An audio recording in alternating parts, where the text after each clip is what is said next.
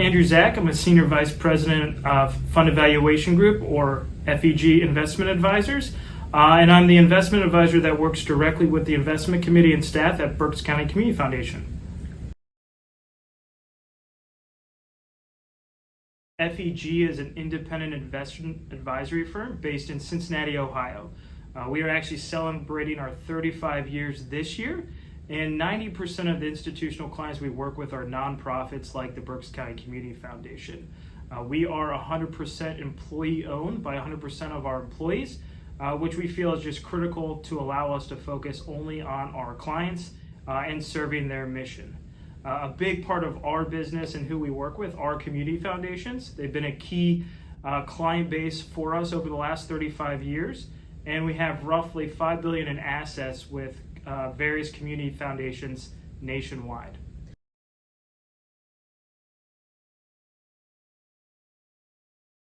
What we do with the Berks County Community Foundation and other community foundations is really work with staff and the investment committee to design the portfolio, investment policy statement, which is really the guidelines and guardrails on how the portfolio is to be managed, and meet with them quarterly to talk about the portfolio, whether that's performance, what's going on in the market, provide education on timely matters in the market, as well as just making sure everything's in compliance according to the investment policy statement. Yeah, so the hurdle rate is the primary objective for the foundation that really serves as our starting point to know what is the minimum return that we needed to achieve to maintain the purchasing power for the foundation. And really what that means is that the dollars spent in the future have the same impact as the dollars being spent today. And that hurdle rate is really constructed of three key elements. The spending rate, so the distributions that are being taken from the foundation on an annual basis. Administrative expenses, the day-to-day of running and operating and managing those funds and ensuring the money is getting out into the community, as well as inflation. When you combine those three, you get an absolute return objective that we need and can leverage to build the investment portfolio.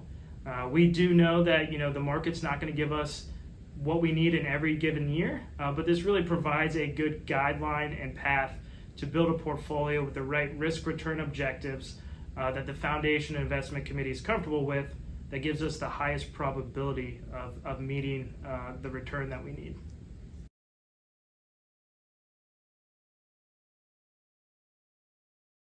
The spending policy, as mentioned with the hurdle rate, is a key component of building into that hurdle rate.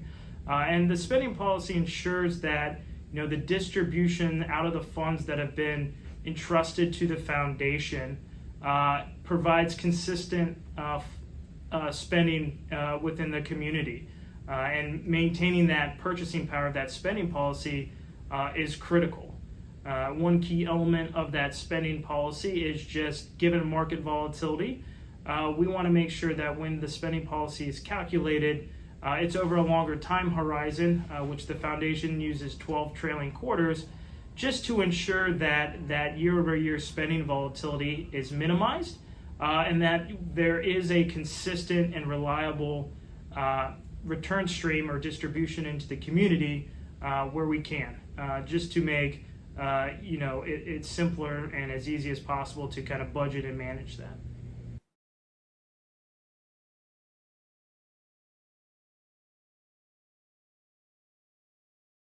The big difference that we see between investing with a community foundation or for a community foundation compared to an individual either saving for retirement or in retirement is really just the time horizon. The foundation has, in theory, a perpetual and infinite time horizon, whereas an individual has a finite life to manage their funds and assets to. And what that really ends up meaning from a risk-return profile is a portfolio looks different early in your retirement savings. You can take on a lot more risk. You have time to weather some of the storms of the market because you're not pulling money out of your account. And you're having consistent cash flow, whether it be your 401k plan, your IRA, your savings account, to continually invest into those volatile markets. Once you get towards retirement, in theory, you tend to shift your assets to a more conservative posture, less capital appreciation and growth, and more income generating. So you take on a lot less risk in those portfolios in theory. Whereas compared to the foundation, we maintain a pretty consistent risk return profile. Given we do have spending needs every year, but also have to be very mindful of the market dynamics, not to really have a large drawdown in any one given year. We've really worked with the committee and through the policy and construction process for the portfolio to ensure that we have a portfolio that can achieve the objectives that we need. So there might be environments where we have a little bit less risk and the markets are going up and we're going to underperform a little bit. There are going to be environments where the market is down, and if you had a more conservative posture, you might perform a little bit better. But over time, the consistency and long-term focus will hopefully allow us to maintain that purchasing power and meet that return objective that we have. The objective is not to maximize wealth like you might have leading up to retirement. It's really just to make sure we achieve that primary objective without taking any undue risk that would impact the principle of the portfolio.